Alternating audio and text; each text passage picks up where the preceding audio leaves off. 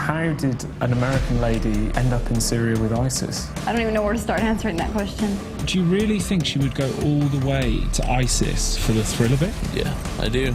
We as a nation have a responsibility for our citizens, regardless of where they do the wrong that they do. Did you provide material support for terrorism? No, I don't believe I did. What's the best thing about being home? Everything. Now on Frontline, return from ISIS.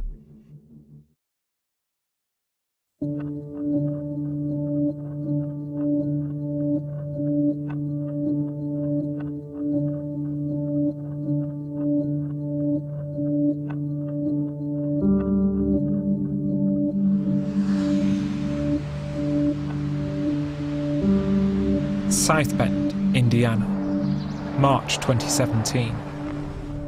I was here to investigate a lead I got about an American woman, her young son, and ISIS. I'd come to meet the woman's sister, Lori Sally. They hadn't been in contact for years. I had a feeling that she was in some sort of trouble, but I didn't know what was going on. Then, out of the blue, she received an email. I really hope you can help me. Musa brought me and the kids illegally to Syria. I'll have to be forward with you because I don't have a lot of time. Almost every day, 5 to 10 bombs are dropped around us. The shock waves are insane. It rains shrapnel, everything from rocks to metal sheets to glass shards. This could be my last time online. I love you, I miss you, I love you, I miss you. I love you, I miss you. Lori had thought her sister Sam was in Texas with her husband Musa. She was wrong. They were in Raqqa, the city ISIS claimed as its capital. Attached to the email were videos of Sam's 9-year-old son, Matthew. Is that your new toy? Yes, it is. It's my new toy. 700 of these metal balls. These steel metal balls. 3 kilos of TNT. Dual metal plates. One of the videos showed Matthew being forced to assemble a suicide bomb. Off camera, you can hear Musa, his stepfather, pushing Matthew to roleplay an attack. What will you do if you hear a helicopter and American pigs come down to kidnap you and your mother? What are you gonna do to them? I'm gonna hide it under my shirt. I'm gonna walk out and say, "Come save me, come save me. My name is Matthew. I'm American. Come save me, come save me." And as soon as the helicopter comes on the ground, I'm gonna pull my pen. You have to wait till they get really close, okay? Yeah, as soon as the helicopter comes down. Okay. How could they do this to a child? Matthew was the sweetest little boy you'll ever meet. The videos of Matthew set me off on an investigation that was to take almost 4 years. Lori told me she'd shared them with the FBI, but they wouldn't talk to me, saying it was an ongoing investigation. I've covered many stories about ISIS and Westerners who joined the group, but this was different. Sam seemed to be saying she'd been taken there against her will, and Matthew was just a child. Hey Lori, I just want to say again I love you and I miss you. In the months after the email, I kept filming with Lori as she continued to get messages from her sister.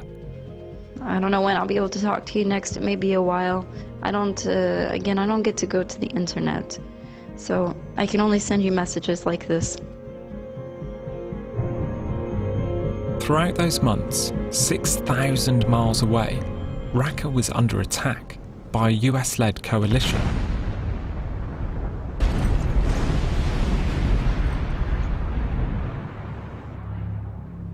Sam's messages were sporadic. One of them included her 3-year-old daughter. Say, how are you? How are you? Say, can't wait to see you. Can we see you? Say, make me food. Make me food.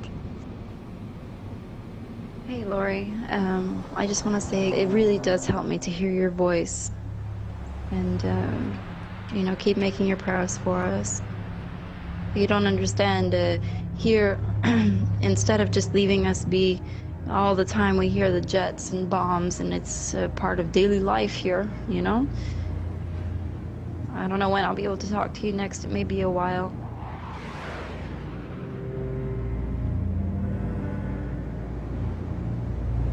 By the middle of October 2017, Raqqa had fallen.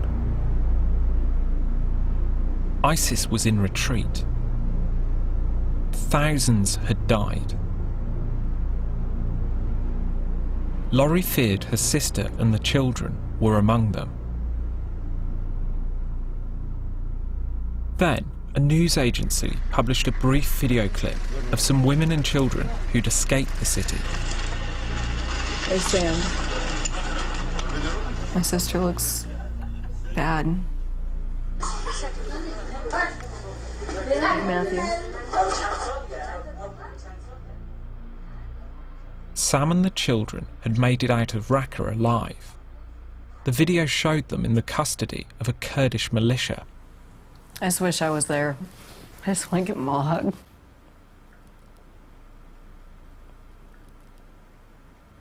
I just hope my sister knows how much I love her.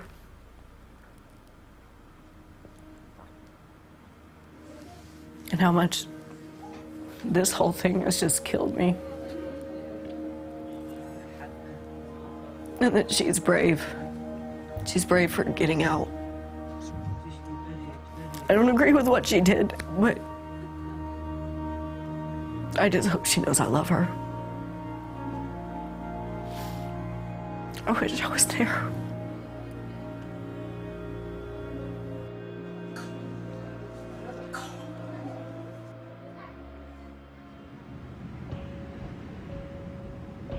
ISIS has been defeated in Raqqa. Clearance operations continue. Over the past few days, hundreds of Islamic State group fighters have surrendered in a deal negotiated between local tribal chiefs and Kurdish forces. Thousands were allowed to leave here, but foreigners didn't escape. By the winter of 2017, it was safe enough for me to travel to Syria. I now had a chance to find Sam and her family. If you can confirm that you're on the other side before we cross, that would be great. Thank you. Almost 7 years of war had left the country devastated and divided. I was heading to an area controlled by a Kurdish militia. A local journalist had told me Sam and her children were being held in a detention camp run by the group. I made contact with a commander who had the authority to grant me access to them. Should we meet in the morning? This could be really good, potentially.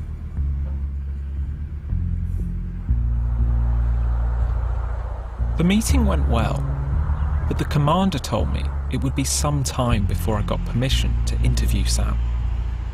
While I waited in my hotel, I got a call from Laurie, saying that someone with an Iraqi number was trying to contact her. Hello? Hello? Assalamu alaikum. My translator called the number. It was an Iraqi woman who said she knew Sam. She told us there was an 8-year-old boy who'd lived with Sam in Syria and was now back in his village in northern Iraq. Yalla, bye bye. Khatrita. Bye. Good. I set out to find him and eventually tracked him down to a village near the Syrian border.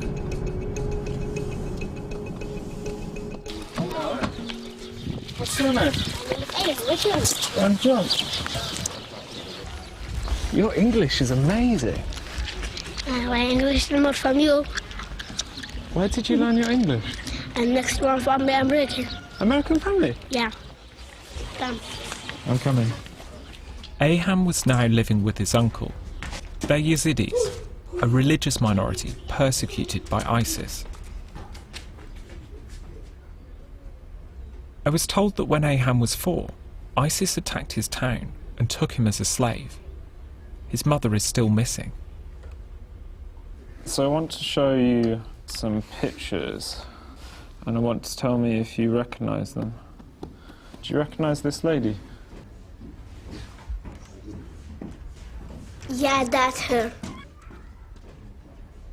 Aham recognised Sam from the photos I showed him. I discovered that Musa and Sam had bought him as a slave from an ISIS fighter. But he told me Sam had treated him like a son. She's like my mother. I want to go next to her. You want to go next to her? Yeah. Do you want me to show you some other pictures? Yeah. Aham told me he became close with Matthew, who he knew by another name, Yusuf. So this is Yusuf? Yeah, that's you. Can you tell me about Yusuf? Is he your friend? He's like my brother.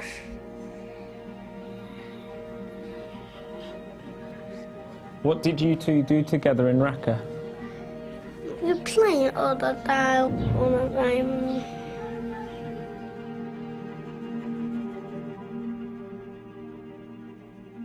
Did living with ISIS scare you? Yeah. Why did it scare you? It scared everybody, not just me. Yeah, every time they'll kill people. Yeah, every day, every time.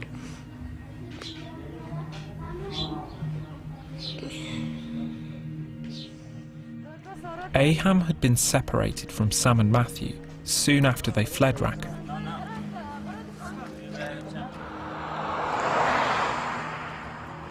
I was still trying to get permission to film an interview with Sam. Shortly after leaving Aham's village in Iraq, the Kurdish commander who I'd been negotiating with contacted me again. He told me to come to a military base, where I waited for hours. Before finally, Sam was brought in. Are you happy for me to start?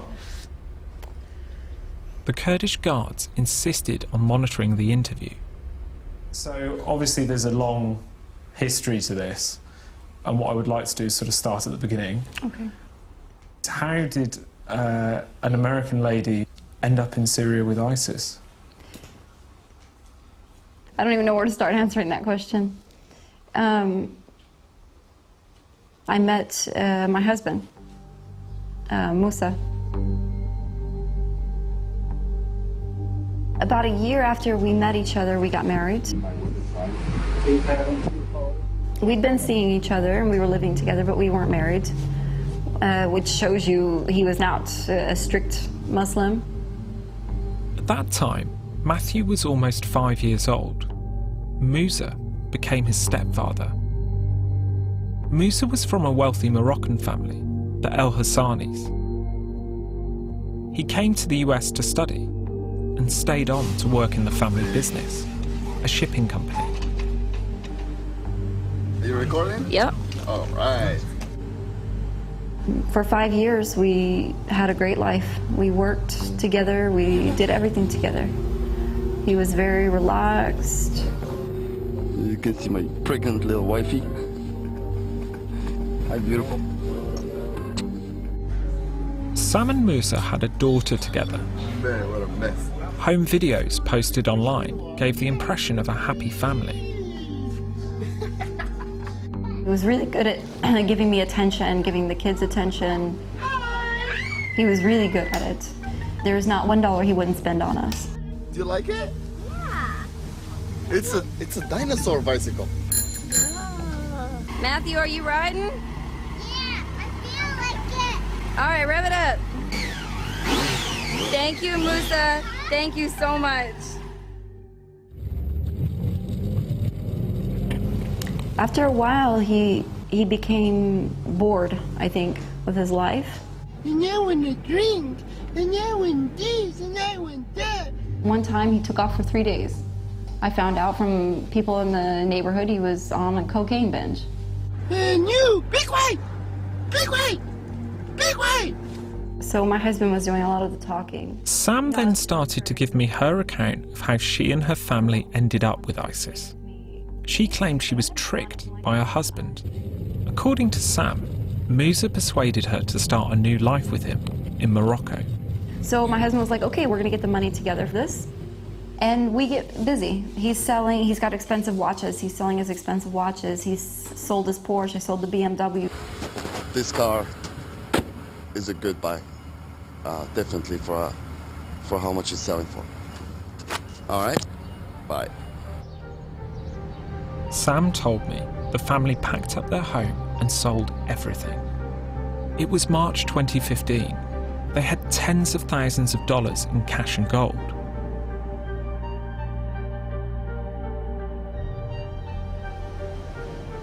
She said they then met up with Musa's brother, Abdul Hadi, took a vacation in Turkey.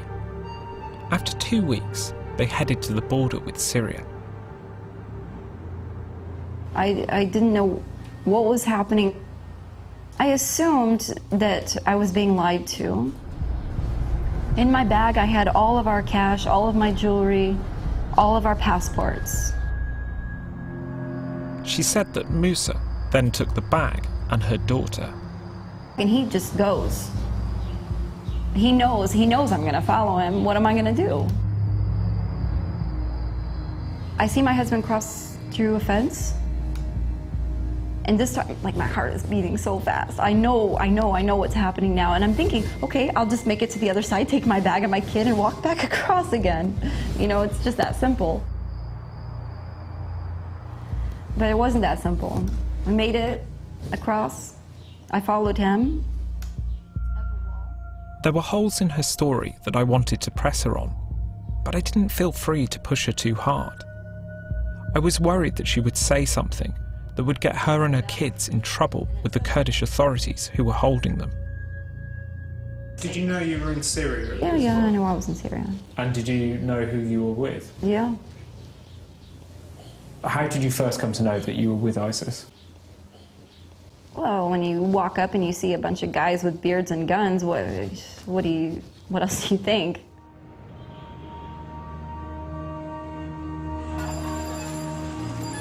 By May 2015, the family was in Raqqa. Sam said she tried to give the children some sense of normal life. Family photographs show them playing in local parks and swimming in a river. Soon after they arrived, Sam said Musa was sent for military training.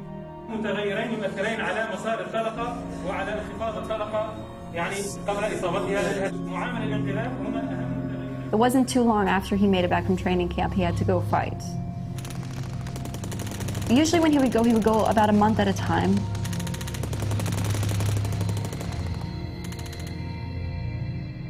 Musa was one of around 40,000 foreigners from approximately 120 countries that joined ISIS. That included roughly 5,000 Europeans and more than 250 Americans.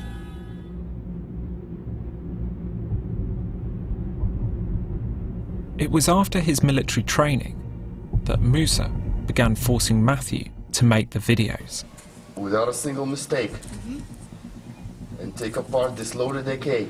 Sam told me that Musa planned to use the videos to get money out of her sister Laurie. He was trying to sell me back to my family. And he did a video with Matthew with weapons and this explosive belt and things like this. For 3 days, Matthew had to practice. Matthew had to practice. Because Matthew thought we were going home. خلاص. Sorry, shit. Nice. There will be people who feel you're an American who was with arguably the world's worst terrorist organisation. You should go to prison. What would you say to that?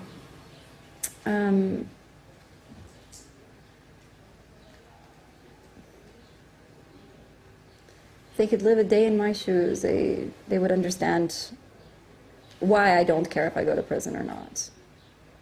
If they want to put me in prison, they can put me in prison for a year, 50 years, it doesn't matter to me.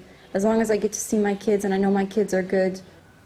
The interview came to an end, and Sam was taken back to the detention camp. I still had so many questions about her story, and I wasn't the only one. She told me that a few weeks earlier, the FBI had been here and questioned her about her links to ISIS.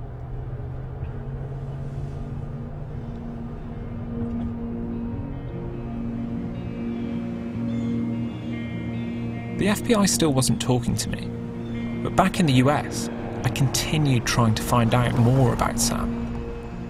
She grew up in rural Arkansas. Her father, Rick, was a truck driver.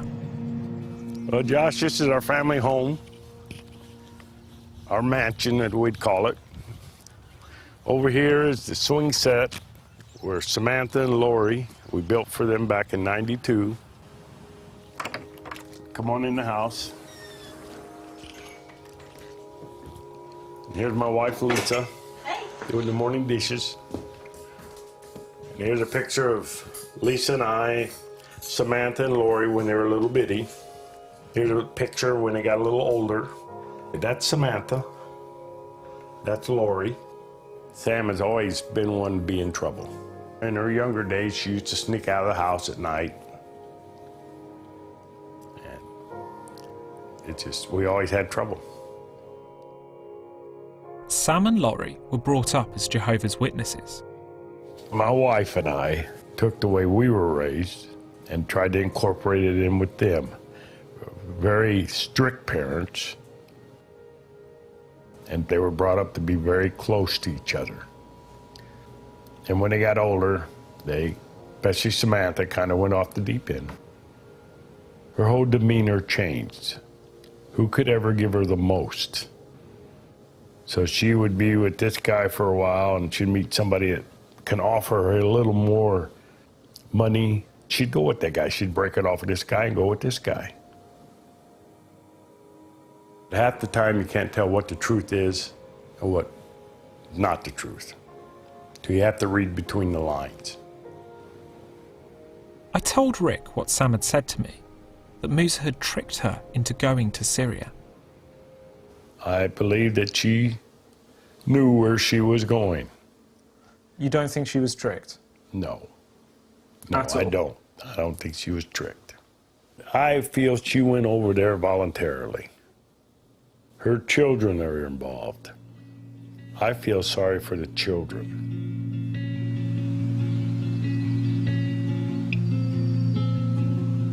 I moved on to Idaho to meet Matthew's biological father, Juan. It was elk hunting season, and he invited me to join him and his brother. Juan had served in the Navy. There's a herd over there. Look through the tree, you can see their tan butt. When I first met Sam, she was very adventurous, outgoing. She fast cars, motorcycles. Sam was real big onto like stunts, trying to pop wheelie on her motorcycle or racing cars. She was just very adventurous. Sam was coming out of a failed marriage when she got together with Juan. In 2007, Matthew was born. Did you ever go hunting with Matthew? Matthew went with me about 2 times and slept the whole time in the blind. He didn't come out into woods like these. I took him to a deer blind. He just slept. Was it fun? Always fun. He loves it. It's irreplaceable time. Juan said he and Sam split up when Matthew was 3. She doesn't practice Islam. She doesn't seem to be an extremist. Why would she go to ISIS? For the thrill, just to go and to be around the environment, and because it probably just to her seemed like something fun to do. Do you really think she would go all the way to ISIS for the thrill of it? Yeah, I do.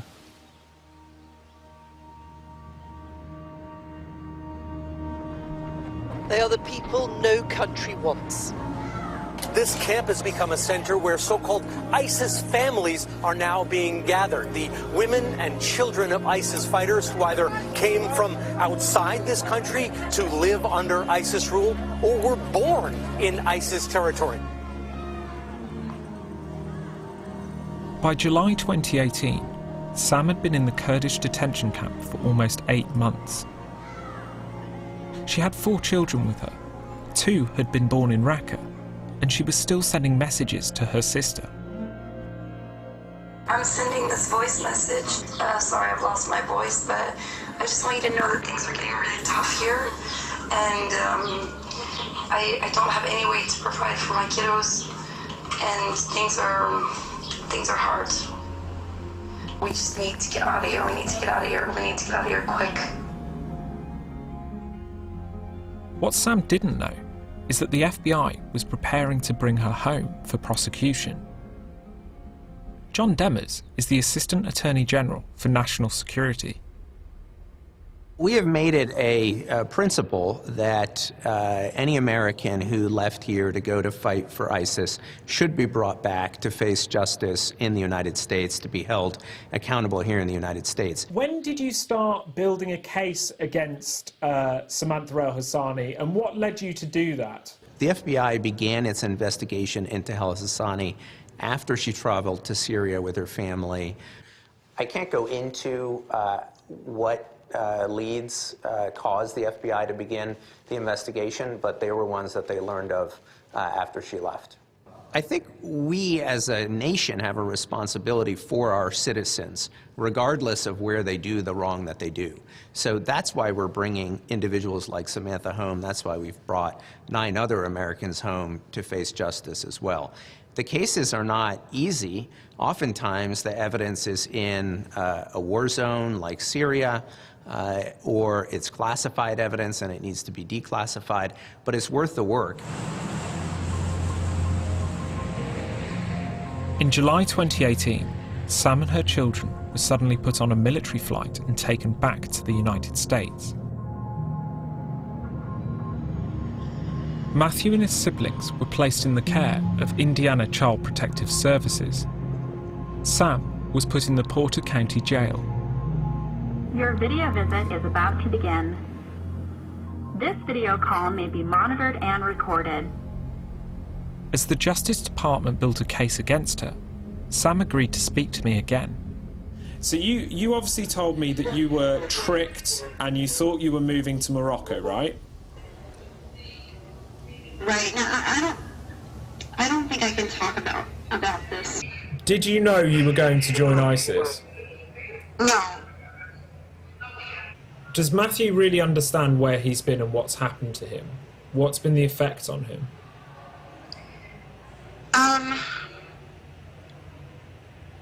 It's hard to say if he understands or not, because the last couple of years, things have become normal for us that should not be normal for anybody. He is a child. He is a child, and he's a very strong child. And anybody that would spend 2 minutes with him would know that there is absolutely not a violent bone in his body. Absolutely not.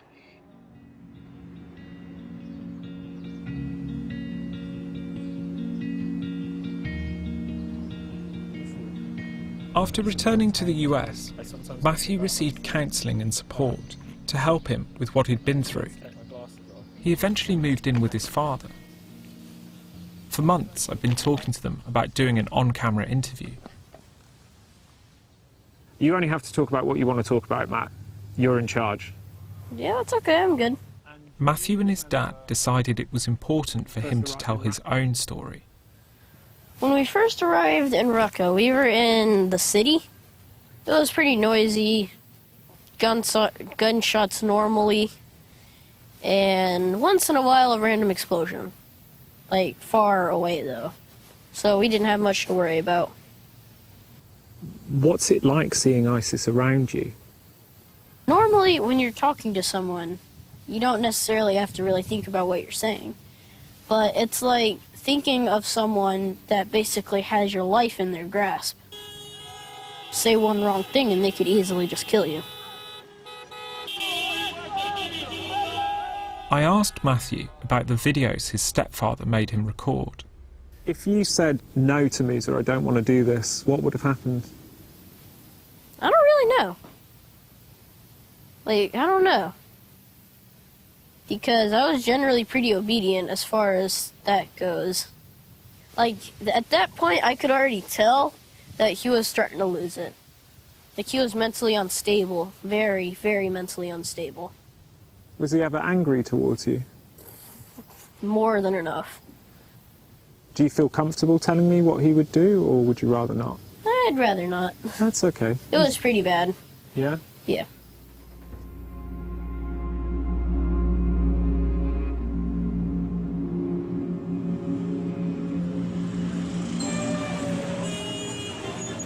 After a few months of living in Raqqa, Matthew said his mom was arrested by ISIS. They came to the house, kicked down the door, stuff like that. Blindfolded us, and yeah, I don't remember much from there.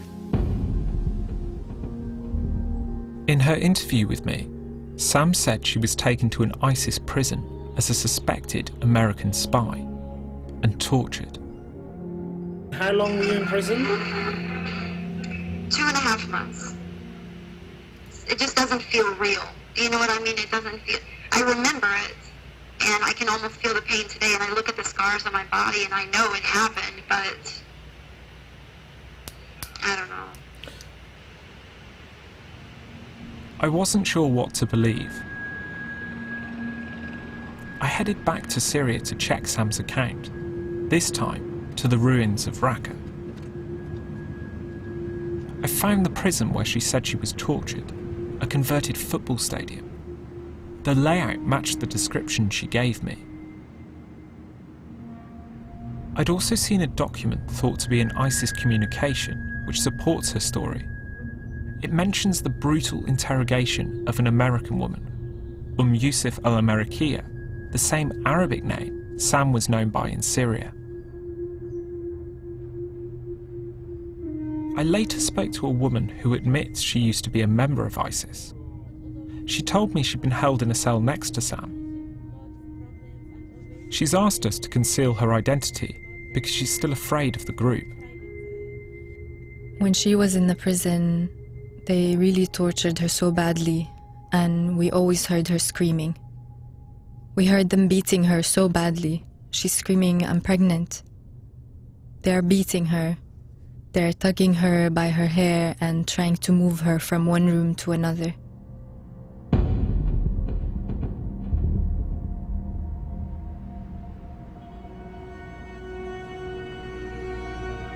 After Sam was released, her story took an even darker turn. She and Musa started buying slaves. My husband... Okay, this is going to sound really bad, okay? But I'm going to be honest with you. Sam tried to portray it to me as a rescue mission. She was wearing a red dress that was like a velvet texture that was too big for her and made her look incredibly skinny. And God, I just fell in love with her. She had short hair and she looked so scared, and I wanted to do anything I could that she wouldn't look scared anymore, and just broke my heart. Absolutely broke my heart.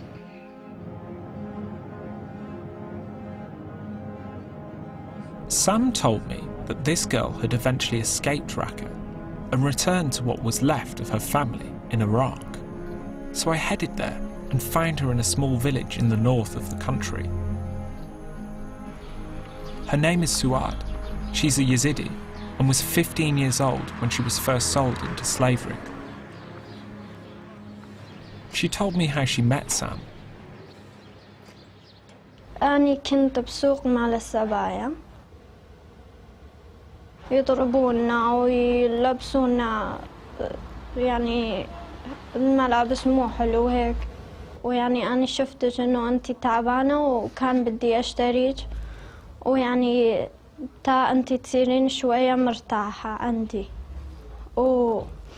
وهي وأبو يوسف جو واشتروني، وأنا رحت على بيتها وهي يعني هي تحكي لي تقول أنت يعني مو سبية عندي، أنت تصيرين نفس بنتي.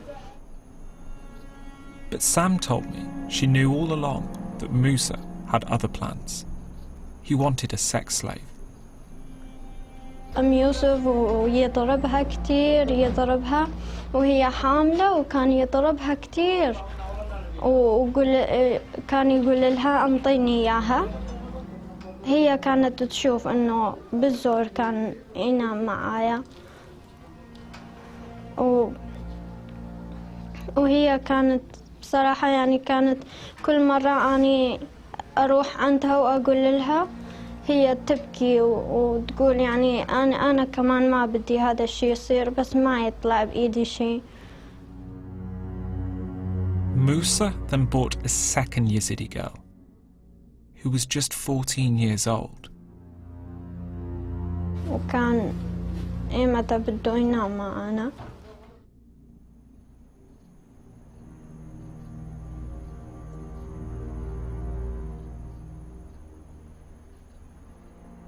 How do you feel about the fact that you played a part in bringing Suad to the house?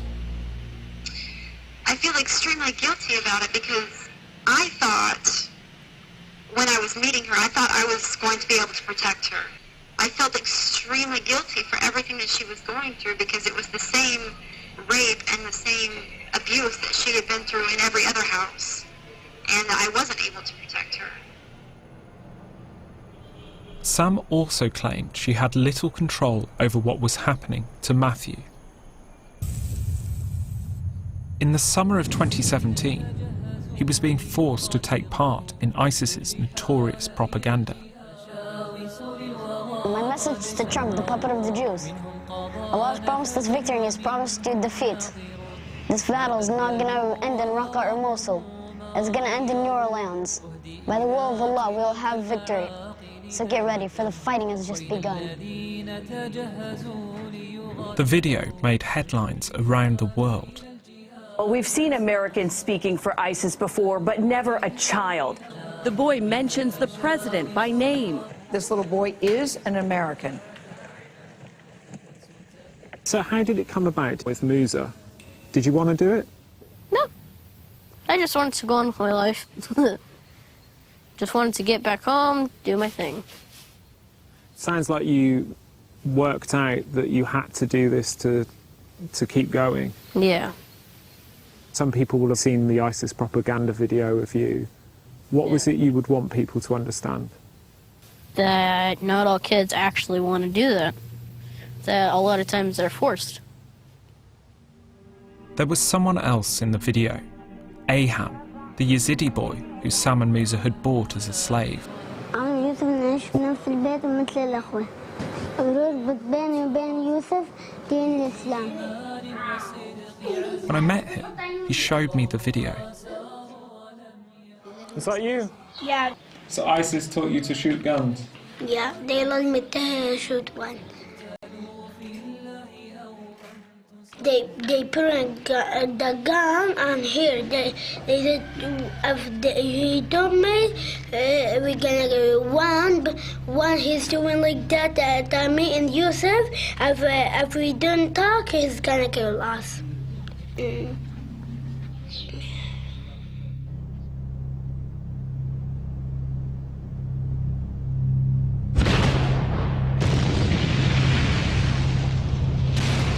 Shortly after Matthew had been forced to take part in the ISIS video, his stepfather Musa was dead. One of the neighbours broke the news to Matthew. He told us that he had died and that all he had found was a little bit of his beard and his boots. And I was happy because I didn't like him, obviously. And I was happy. Like, I don't think I should have been because a person died, but I was. We were all crying out of joy.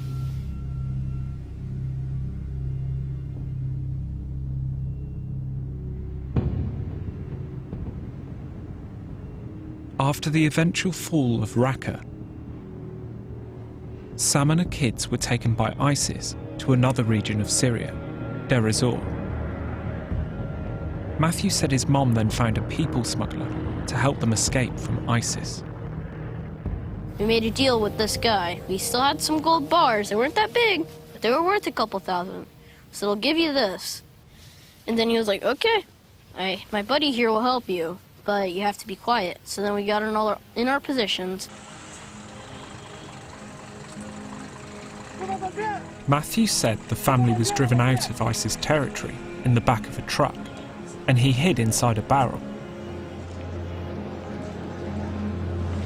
We hit a couple checkpoints. It was pretty scary because then I got nervous and I had to just not move or even make a sound. I had to slow my heartbeat down because of how I was sitting. Because if I even moved around just a little bit, I would just fall. Because I was right on the edge. What would have happened if ISIS had found you? We would just all get killed. It was just that simple. The journey to safety across the Syrian desert took several hours. It was then that Sam and the children were taken into custody by Kurdish forces. And later, Sam was questioned by the FBI about her time with ISIS. I opened up and talked to them because I didn't feel like they were out to get me, I guess. It's a poor choice of words, but I was under the impression they were trying to help me. It wasn't until later that I understood that they weren't trying to help me. In August 2018, a month after being brought back to the US, Sam was charged with 2 counts of conspiring to provide material support for terrorism. The FBI accused her of smuggling cash and gold as part of a conspiracy to help her husband and his brother join ISIS. They also said she bought military-style binoculars and a rifle scope, a very different story from the one she'd been telling me. Your video visit is about to begin. Did you provide material support for terrorism? No, I don't believe I did. Did you provide funding for terrorism? Absolutely not. Did you provide tactical gear? No, absolutely not. Did you support Musa and Abdul Hadi to join ISIS? Not to support them, no. What do you mean by that? I didn't support them to join them, no. Did I support my husband on his stupid ventures? Yes. But had I known what he was doing, I would not have supported it.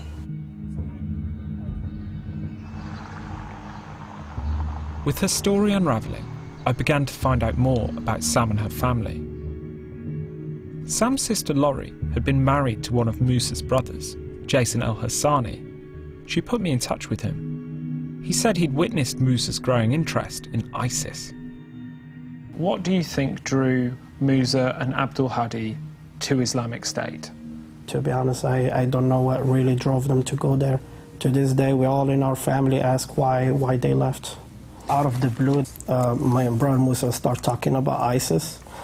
So it's kind of like obsessed with them. Did Sam want to go there? To be honest, I don't know. According to Jason, his brothers weren't just talking about ISIS. They were watching propaganda films too, in Sam's house. You would go and watch those with them? Sometimes when I visit, sometimes they show me some videos, yes. Were these videos ever depicting executions? Yes, they were.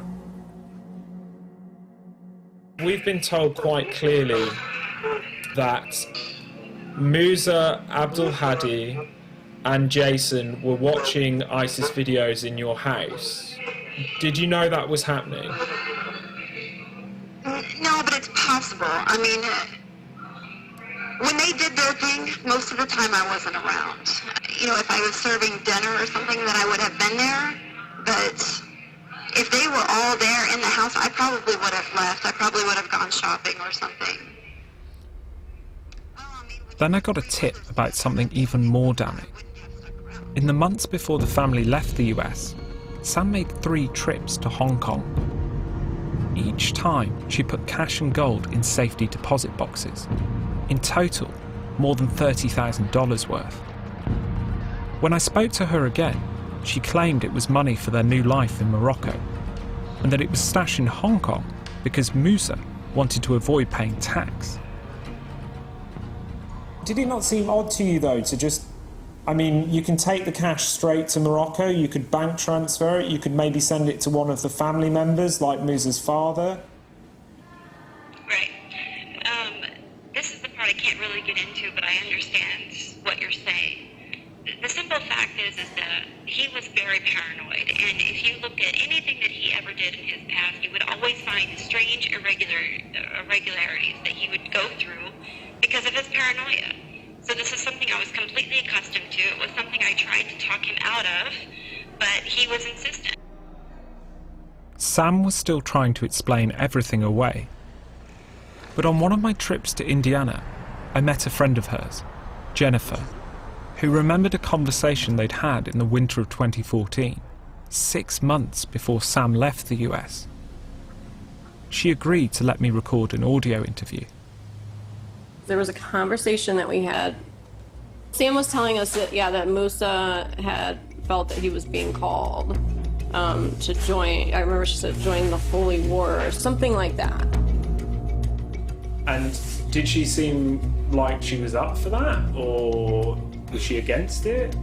I think it just was like a crazy idea that he had said or something. Like, she was just like, he's so crazy, like... He wants to do this. Yeah. When did you first become aware that either Musa or Abdul Hadi might want to join ISIS? I can't answer that.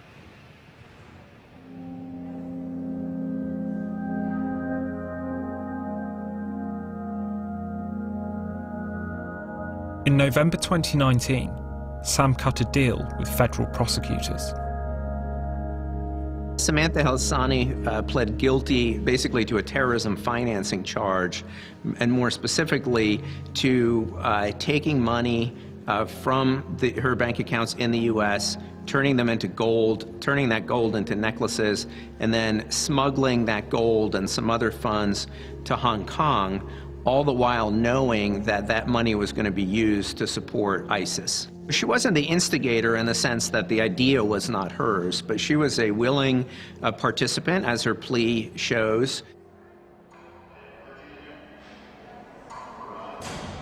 You've spent years saying that you are innocent of everything. Right. And by doing this, you've admitted that you're guilty of terrorism, right? Well, okay, it states that I'm guilty of supporting my husband. It states specifically that my husband and his brother were ISIS members or wanted to be ISIS members. Despite signing the plea deal, Sam was still struggling to admit her guilt. And that means you knowingly provided support for ISIS, who, you know, have committed some of the worst atrocities we've seen in decades, and you've supported that. You're putting me in a really difficult spot here.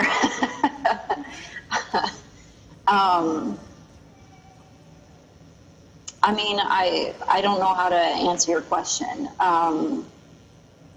As far as my plea agreement goes, yes, I did. If I don't admit to exactly what they're saying in that plea agreement, they will take the plea agreement back away from me, okay? So yes, I knew it. I knew exactly that he was going to fight for ISIS and that he was a terrorist. So you have supported terrorism then? Yep.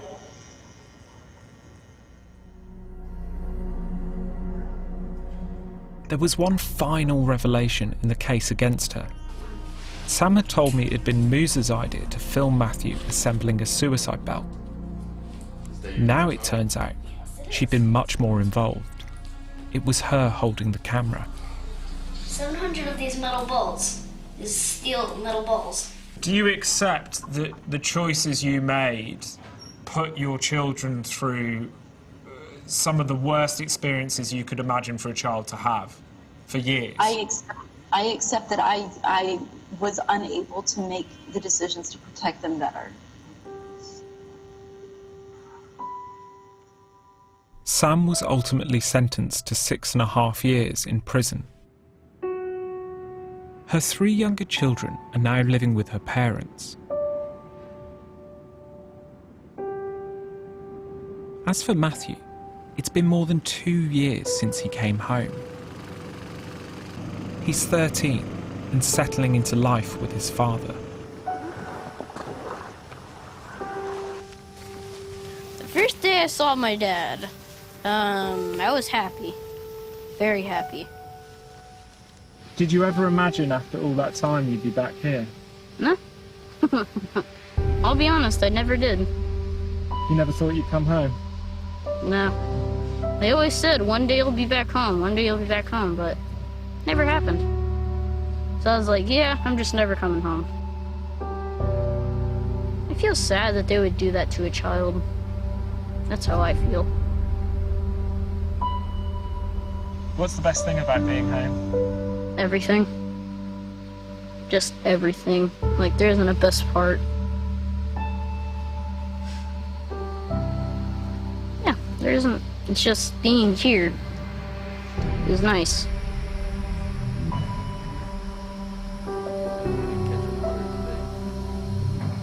And what would you want people to know or understand about what you lived through? That you can pull through. That's really it. Like, no matter how bad the situation is, we'll always get through it. It all happened, and it's done. It's all behind me now.